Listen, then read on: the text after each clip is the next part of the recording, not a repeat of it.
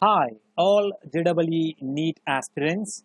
First of all, do subscribe our CHEMMaster official YouTube channel and click on bell button to get future notifications.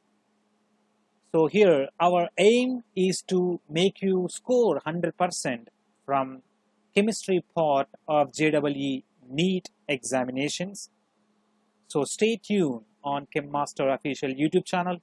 You can also register on the website chemmasters.online for JEE and NEET. Okay, right. My request is that please watch the video completely. Then only I can guarantee that you can solve any kind of related question which are explained here. Okay, and you will learn the basic concepts. They help you a lot in your success. Okay, right. Now, so just we are going to analyze each and every chemistry question of JEE Mains 2020 examinations. So in this video, we are going to analyze all the chemistry questions of one session. So in the next videos, we are going to analyze all JEE Mains chemistry questions of 2020. Okay, right. Now, just look at the first question. Which of the following compounds produces an optically inactive compound on hydrogenation? So to solve this problem, or before going to solve this problem, first, what is hydrogenation? Okay, here addition of hydrogens on the given molecule. So you can see the given molecules are having double bond. Okay, whenever hydrogenation of alkene takes place, alkene converts into alkane.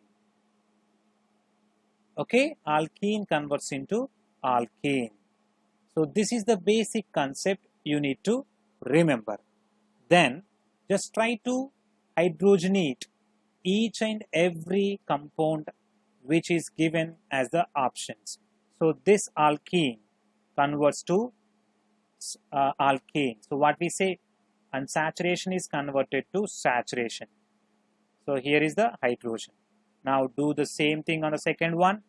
Draw along with me. Okay. So here is a hydrogen, CH3. Okay, now just do on third one.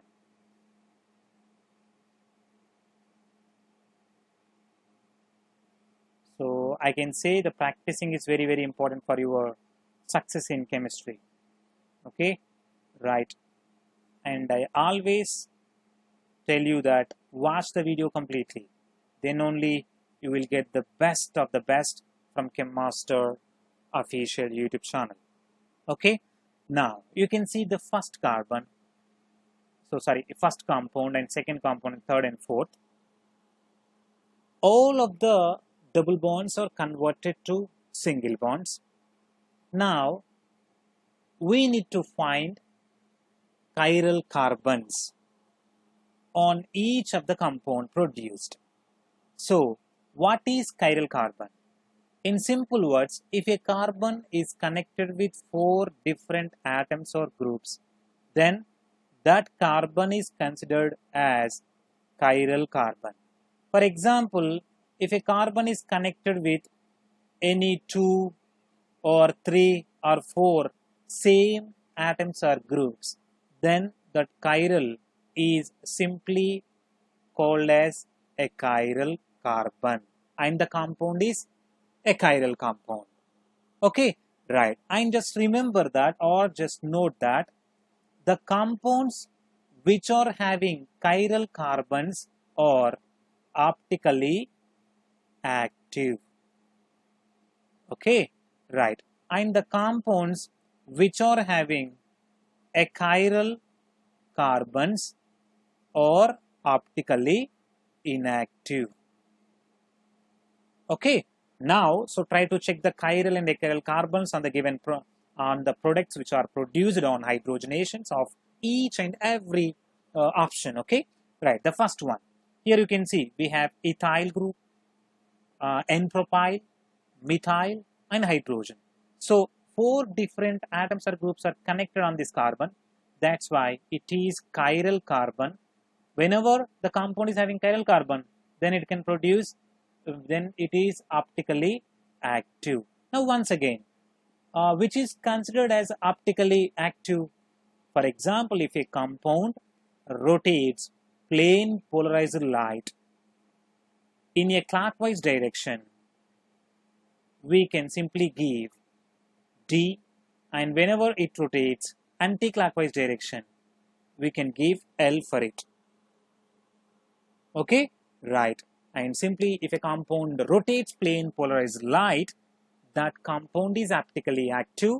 And here, if the compound is having chiral carbon, which can rotate that plane polarized light and gives optical activity to that compound. Okay, so the first one is optical active, and second one you can see isopropyl, N-propyl, methyl, and hydrogen. So this carbon is also chiral one, then it is optically active. And the third product, here we have isobutyl, and here simply N-propyl, methyl, hydrogen. So 4 different connections are there. It is also chiral one. That's why it is optically active. Now just look at the fourth product. Here we have isopropyl, 2 isopropyl groups. These are same. Okay, methyl and hydrogen. Whenever same groups or atoms are present on the carbon, that carbon is a chiral carbon.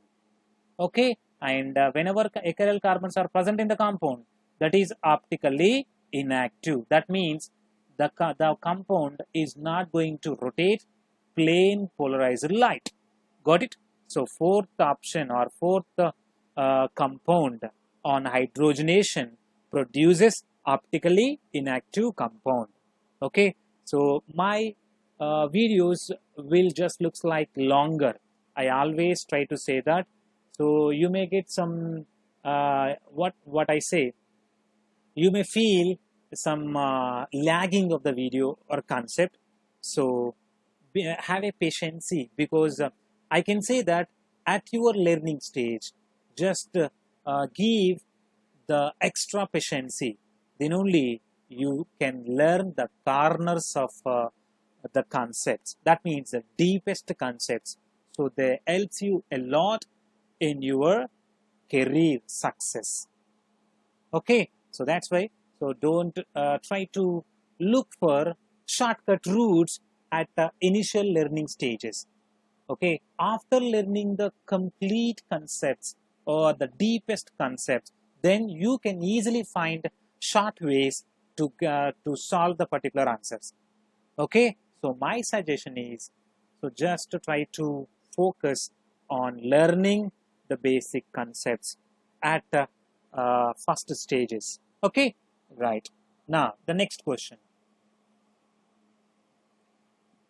And on organic compound A, molecular with the molecular formula C10H20O2 was hydrolyzed with dilute sulfuric acid to give a carboxylic acid B and an alcohol C. Oxidation of C with CrO3H2SO4 produces B. Which of the following structures are not possible for A? Okay, now just try to do on the first structure. Okay, I'm drawing the line drawing for it. Okay, so just draw along with me. So here is oxygen, C double bond O. So here is a methyl. So this is the one.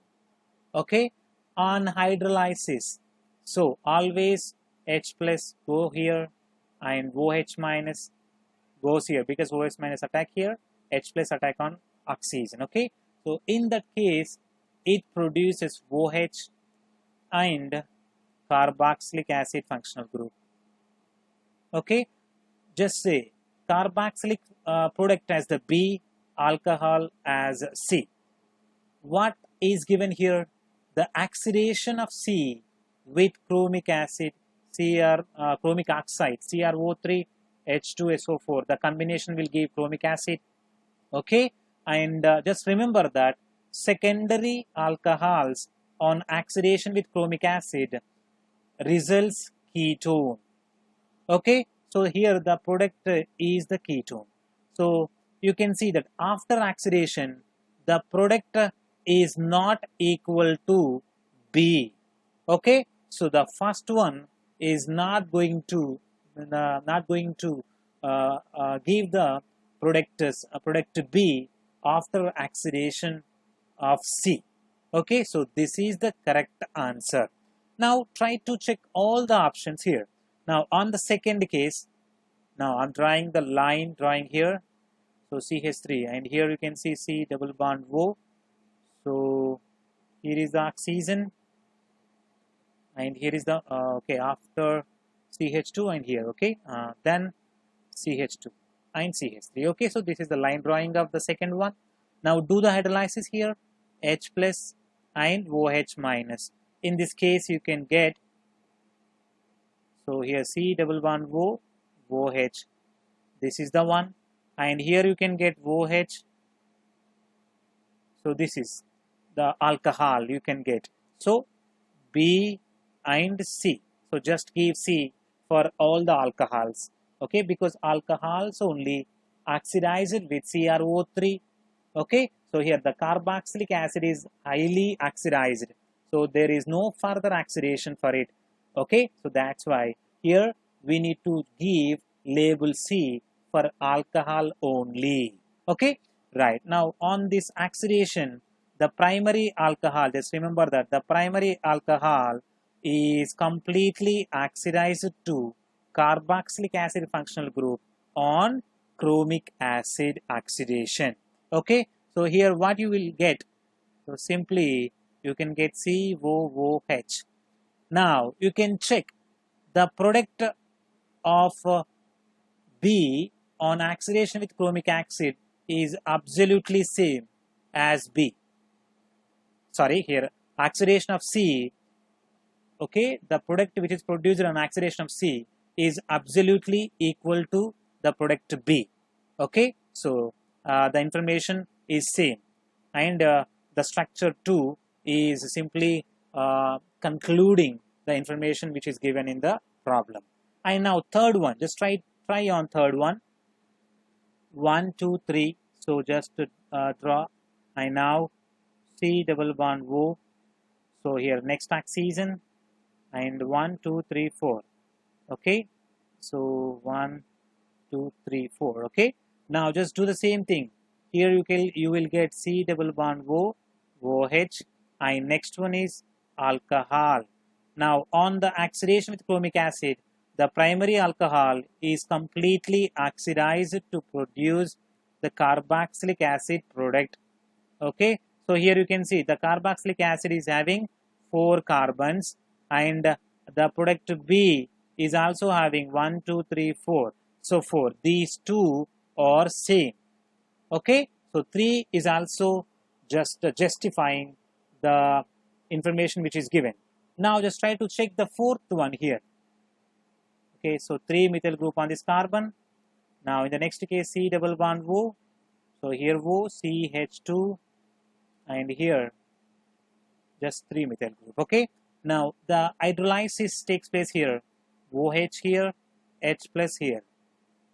Okay, now in this case it will produce the product as like this, C double bond O, OH plus the alcohol CH2.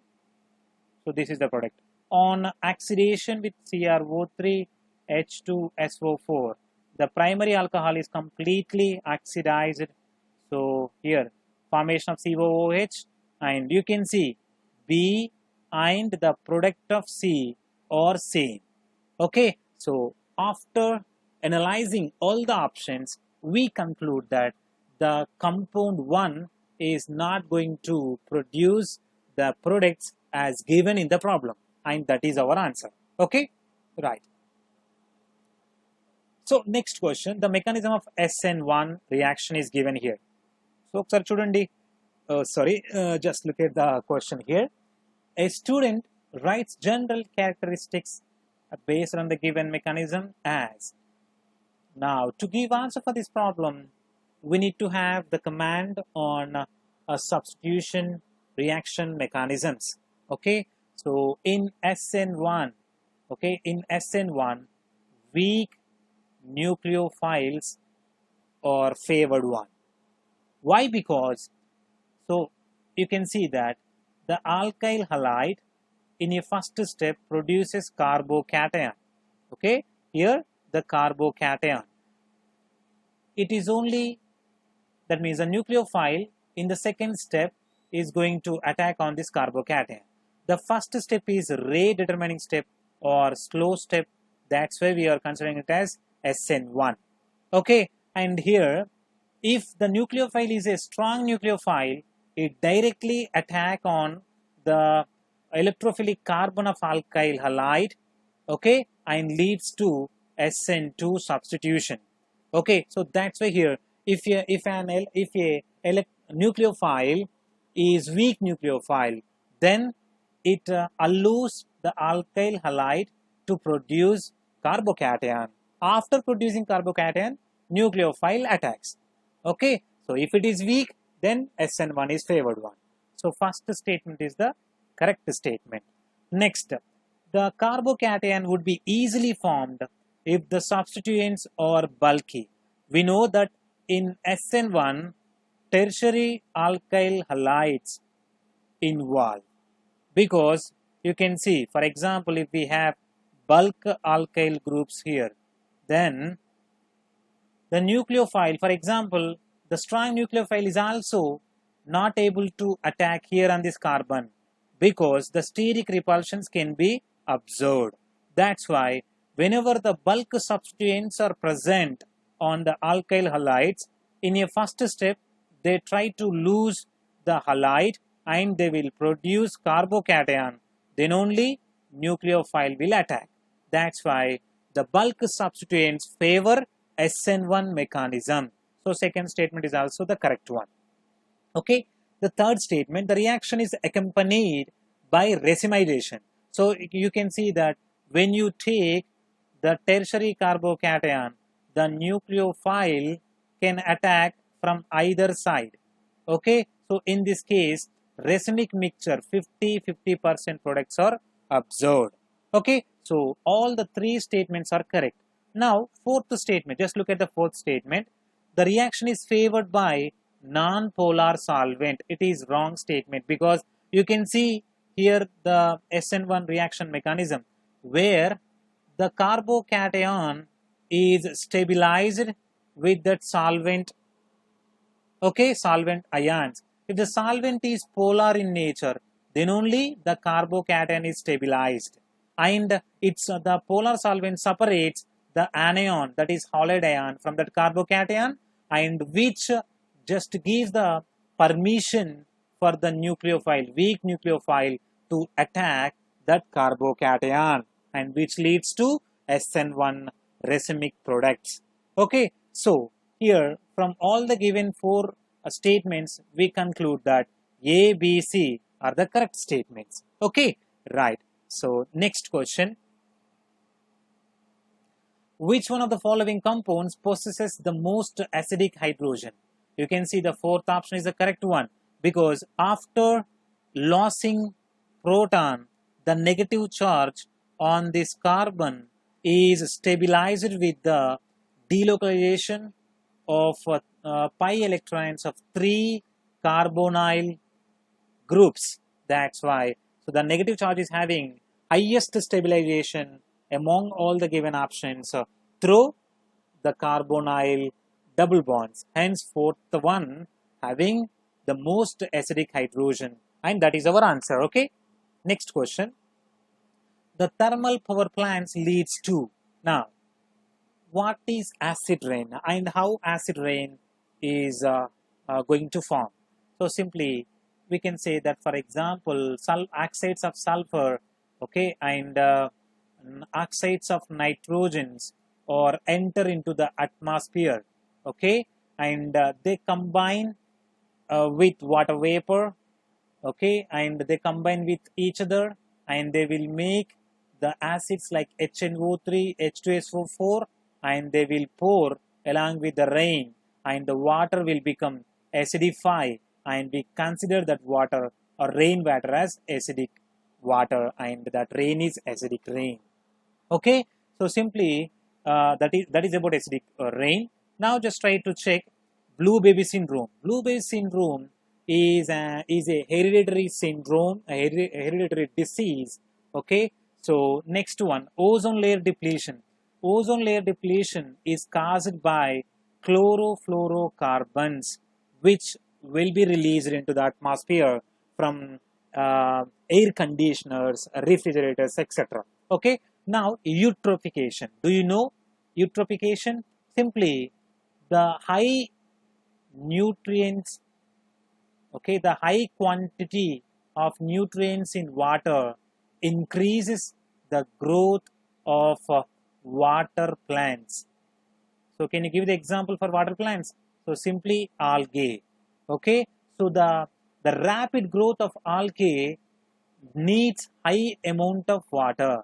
Okay, so that's why the water bodies declines in quick succession when we compare with the normal conditions.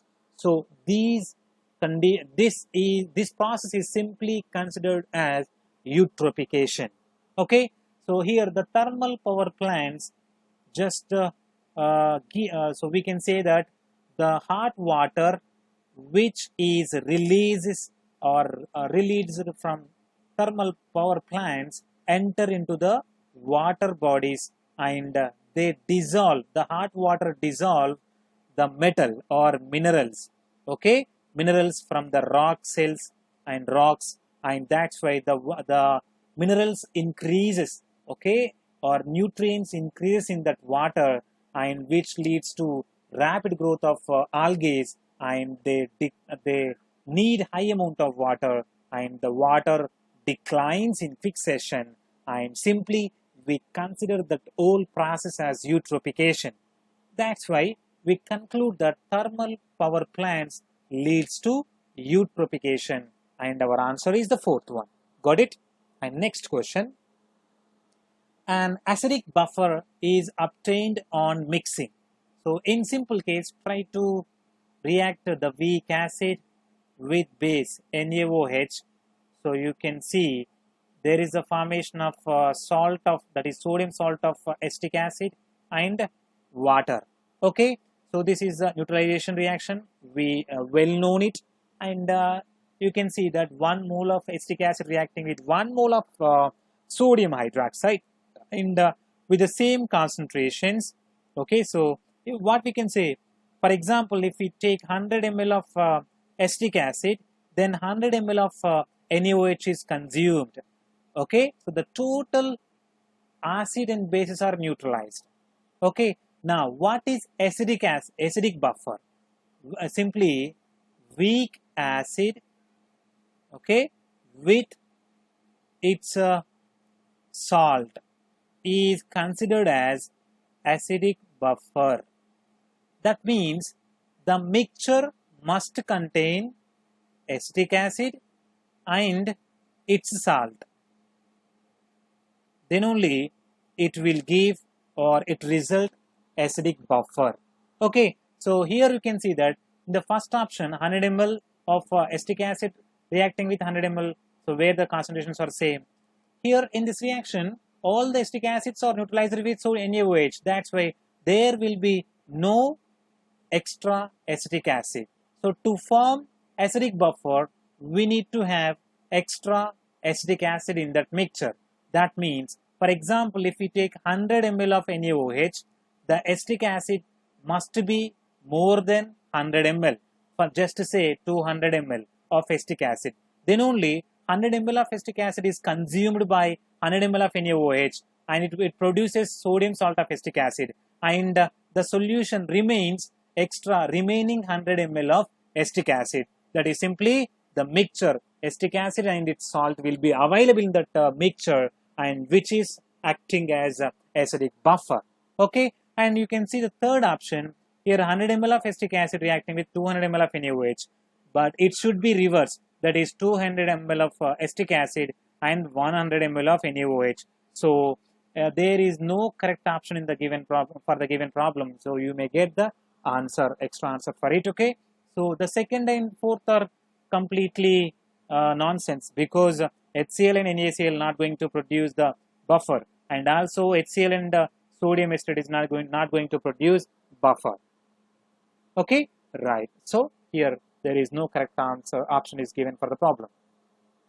Next question: if the boiling point of H2O is 373 Kelvin, the boiling point of H2S will be.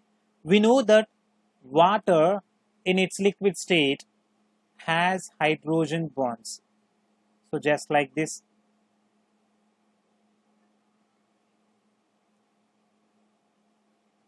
Okay, so the hydrogen bonds will be absorbed. So due to the hydrogen bonds, the water is having high boiling point. Okay, so when you look at H2S, H2S is a gas, okay, not liquid, and it doesn't have hydrogen bonds. Okay, no hydrogen bonds in H2S gas. That's why we can simply say that H2S should have less boiling point than boiling point of water. So in this case, the fourth option is the correct answer. So more than 300 Kelvin but less than 373 Kelvin. Okay, and next question. Tindol effect is observed when the diameter of dispersed particles is much larger than the wavelength of light used. So this is absolutely wrong. The diameter of the dispersed particles is much smaller than the wavelength of light used. It is also wrong. The refractive index of dispersed phase is greater than the total of the dispersed medium. It is also wrong, because the refractive index of dispersed phase must be much less than dispersed medium. And the diameter of the dispersed particles is similar to the wavelength of the light. This is the correct statement. So just remember that the diameter of dispersed particles, simply say colloids, should be somewhat less than or near to the wavelength of light used. Then only those particles will show Tindol effect. Okay, so fourth option is the correct for the given question. And next one, glycerol is separated in soap industries by. So the correct answer is distillation under reduced pressure. The fourth option is the correct one. So no need for analysis. So if you read it, you can answer it. Okay, direct question. That is memory based question. Okay, and next one, the electronic spectrum of titanium complex shows a single broad peak with a maximum at 2300. The crystal field stabilization energy of the complex ion in kilojoule per mole is. So first thing, just look at the titanium complex, where titanium is coordinated with 6 water molecules. That's why we can call it as octahedral complex, in which titanium is in +3 acceleration state, because water is a neutral ligand. Okay, so here, so titanium +3 is having only 1 electron, its d orbital, and in the presence of ligand field strength, the degenerate d orbital splits into lowest energy T2G orbital and higher energy EG orbital. Then the 1 electron enter first into the lower energy level T2G. Okay, now try to find crystal field stabilization energy, so which is equals to minus 0. Here we can say, so the number of electrons in T2G into 0.4 plus 0.6 into electrons in EG. Here just say minus. Okay, so from this you will there are no electrons in EG, so you can simply neglect it. Here the number of electrons in T2G equals to 1, so just take 1 into 0.4, okay, into delta 0. Okay, now just take delta 0. Now you will get 0.4 into delta 0. Here the delta 0 equals to the energy, that is the peak energy here, 20,300. So just multiply it, 0.4 into 20,300, then you will get here 8120 per centimeter.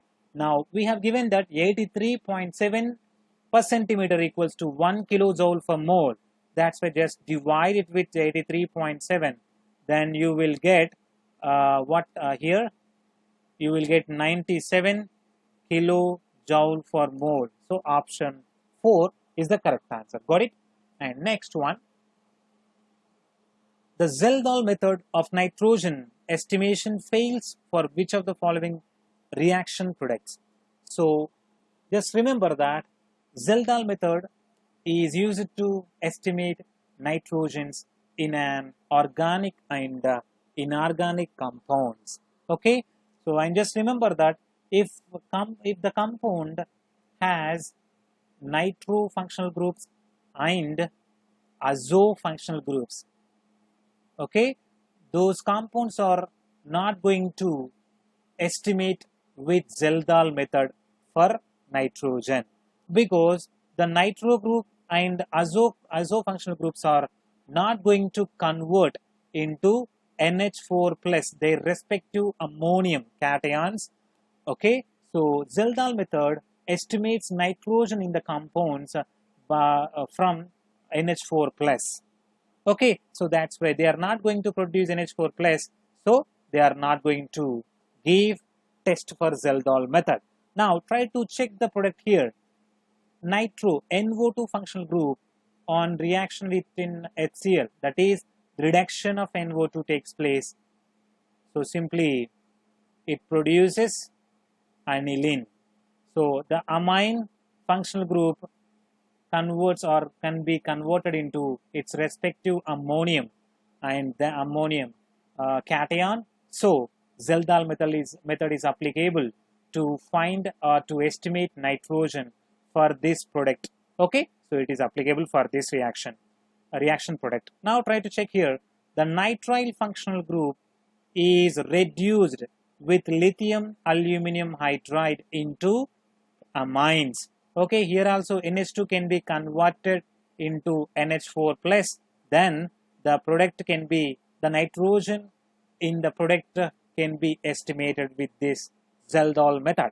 So second reaction is also applicable, the product of second reaction. And now try to check the third one.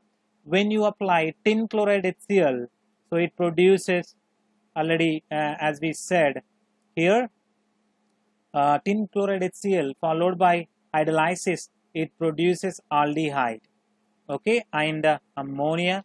So the aldehyde is not having nitrogen in it, that's why Zeldal method is not applicable for this product. So this is the wrong one. It is not going to, that means there is no nitrogen in the product, that's why no Zeldal method application on it. Okay, so just try to check the mechanism how this nitrile is converted to aldehyde. This is the question for you, and if you cannot solve it, so just comment on this video, I will explain. Okay, and now the fourth one here, the amine whenever reacting with NaNO2 HCl, so simply produces here N2 plus Cl minus, that is azo functional group is produced. As we said, azo functional groups are not able to convert into NH4 plus, that's why Zeldal method is not applicable on this product. So you can see option C and D. Okay, so what is the question? Zeldal method is not of nitrogen estimation fails, that means not applicable for C and D. So option 1 is the correct answer. Okay, right. So the atomic number of the element unselenium is, so simply here the correct answer for this problem, here you can see un means 1 and nil means 0 and n means 9, so simply 109, answer 1. Okay, so simple one. And in the next video I'm going to give how to find the atomic number more than 100. Okay, so I will give a video in 1 minute, so you can watch it. Okay, right, just check the next one here. It is true that a second order kinetics is always a multi-step reaction, and the second is given that a zero order reaction is multi-step reaction, And the third one, a first order reaction is always a single step reaction. Fourth one, a zero order reaction is single step reaction. Which is the correct one? Just remember that a second order is simply single step reaction. So if you observe an organic reaction where in SN2 reaction the nucleophile attacks on the substrate directly, and then only it will be SN2. So in a single step the product will be formed. Okay, so it is first option is wrong one. A zero order reaction is multi-step reaction or not. So the zero order reaction is multi-step reaction because most of the cases we can see photochemical reactions which involve initiation, propagation, terminations, and like that. That is the stepwise multi-steps will be observed in zero order reactions. So we can opt for the second option. The zero order reaction is multi-step reaction. And here we have given that the first order reaction is always single step reaction. This is wrong because first step reaction is a multi-step reaction in which, so that means the transition, what we see, the transition state which is formed in the first step is going to be attacked with the nucleophile in the next step. Okay, so that's why it is a multi-step reaction. Okay, and that's why this is wrong and this is wrong, and zero order reaction is single step. This is also wrong. So the correct one is the second one. Zero order reaction is a multi-step reaction. The complex that can show optical activity. So just try to check if the molecule is asymmetric, then it will give optical activity. So the complex which is having asymmetry in it then will give asymmetry or dissymmetric. Just remember that asymmetric and dissymmetric molecules are optically active. Dissymmetric. Okay, right. Now you can see, so simply just try to check here chromium. So the trans one, Cl here, and oxalate. So oxalate we can take it as bidentate. So sorry, so the oxalate can be taken, yeah, bidentate. Now it is octahedral, and so this is trans. Now let's try to check for cis.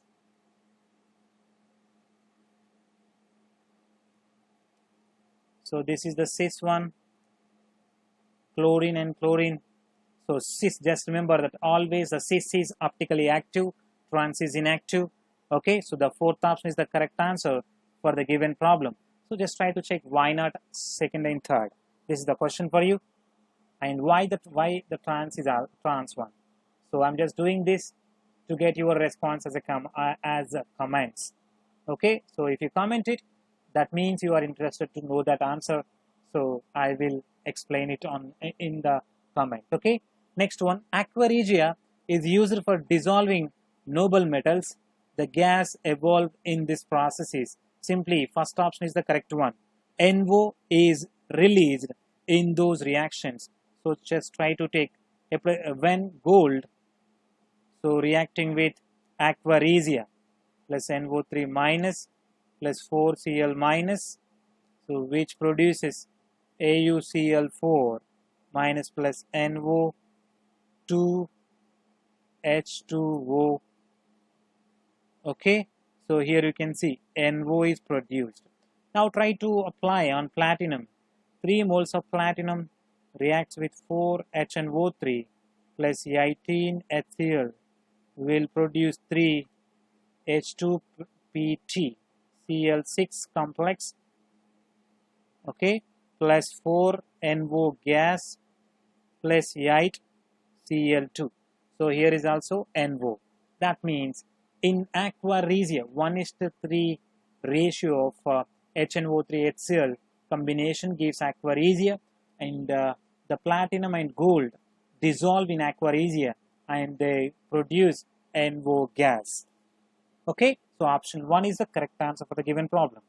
Next one, in a molecule of pyrophosphoric acid, the number of POH, P double bond O, POP bonds respectively are.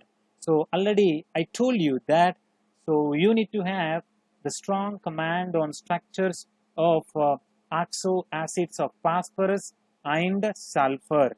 Okay, and their names also. Just focus on them. So here the formula of this pyrophosphoric acid is H4P2O7. Now try to draw the complete structure here. OH, P double bond O, OH and OH. Now just check how many POH bonds are there. 1, 2, 3, 4. Okay, 4. And how many P double bond O? 2 are there.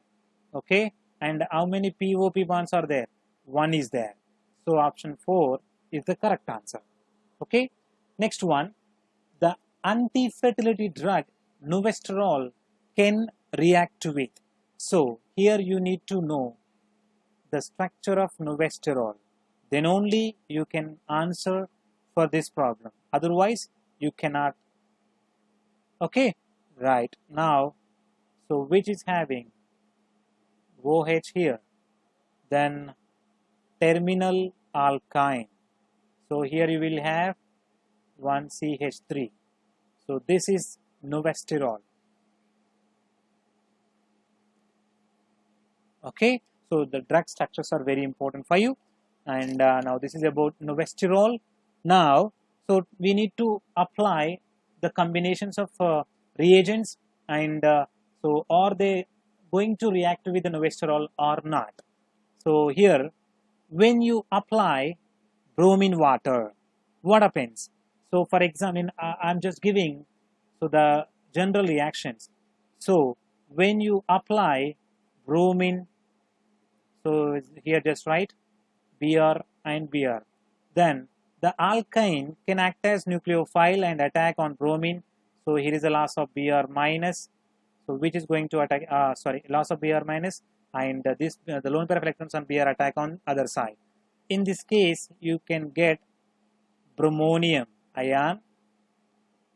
Okay, so in the next step, the attack of Br minus takes place here and bromine cleaves here. Then you will get, so simply, sorry, not Br minus, so just say water. In the next step, we have given that water, right? H2O. So the lone pair of electrons attack here. Then Br cleaves from it. So you will get this one, Br, CH2Br. Okay, so by the donation of lone pair of electrons, so oxygen with positive charge, to compensate the positive charge, proton cleaves from it. Okay, now you can draw this CH2Br, now OH. So here we have double bond. Okay, in the next step, the loss of, so just the loss of proton takes place and double bond moves on to CH2. Okay, here CH, not CH2, sorry. Right, and then you will get C double bond O, CH2, Br, that is alpha bromoketone is produced from that terminal alkyne. So you can see terminal alkyne is there on novesterol. That's why bromine water is, that means novesterol can react with bromine water. Okay, right. Now just apply ZnCl2. So here ZnCl2 HCl is called as Lucas reagent. Just listen carefully and take the notes. Okay, Lucas reagent, and here, so it here secondary and tertiary alcohols reacts with Lucas reagent, right? So now try to check. For example, if we have OH, the lone pair of electrons on oxygen of hydroxy group attack on Lewis acid zinc plus 2. So here there is a formation of O, Zn, so oxygen with positive charge, right? So in the next step, what happens? So simply the cleavage takes place. Here is a formation of the carbocation. If it is a tertiary carbocation, it is stabilized. Okay. So in the next step, the nucleophile Cl minus can attack this carbocation and produces halo product. Okay. So the total reaction is taking place through SN1 mechanism. You can see in the novesterol that which is having a tertiary alcohol. So this tertiary alcohol reacts with ZnCl to HCl, that means Lucas reagent, and simply produces the chloro product. Okay, the chloro product. So what you say from this, the novesterol reacts with Lucas reagent. Okay, right. And in the next step, so the general reaction here, so the phenol can react with FeCl3, okay, and simply produces here, so FeCl2 plus HCl. We can get ferric chloride. Okay, so this is the test where the product is violet in color. Okay, so this is the test, simply we can say test for hydroxy group on benzene ring. Okay, ferric chloride test. So you can see in the novesterol we have hydroxy group on aromatic benzene ring. That's why bromine water, Lucas reagent and FeCl3 all can react with novesterol. So second option must be the correct answer. Got it? Okay. So next one, of the species NO, NO plus, NO2 plus and NO minus, the one with minimum bond strength is. So here we need to have the command on bond order scale. So already in our CHEMMaster official YouTube channel, you have videos on bond order scale. Okay, so just try to check NO plus, how many electrons are there? Nitrogen contributes 7 and O plus contributes 7 electrons, total 14. And NO contributes 7 plus 8, 15 electrons. NO2 plus 7 plus, so here 6. So how many? So 13. And NO minus 7 plus 9. Okay, 16. So what is the question? The one with minimum bond strength. So whenever the total electrons are 14, bond order is 3. Whenever it is 15, 2.5. Whenever it is 13, 2.5. Whenever it is 16, so here we can say 2. Okay, right. And which is the lowest one here? 2. So NO minus is having minimum bond strength. So whenever bond order is less, then bond strength is less, because bond order is directly proportional to bond strength. Just remember that. Okay, right. And next one, the mole fraction of glucose. Okay, the mole fraction of glucose in an aqueous binary solution is 0.1. The mass percentage of water in it. So here we need to give the nearest integer value. So simply just remember that the fraction of glucose. Okay, so here the mole fraction of solute plus mole fraction of solvent should be equals to 1 in a solution. Okay, right. And the solute is glucose here and the solvent is water here. The mole fraction of glucose is given, that is 0.1. Then the mole fraction of solvent or water should be equals to 0.9. Now we know the mole fractions of solute glucose as 0.1 and mole fraction of water as 0.9.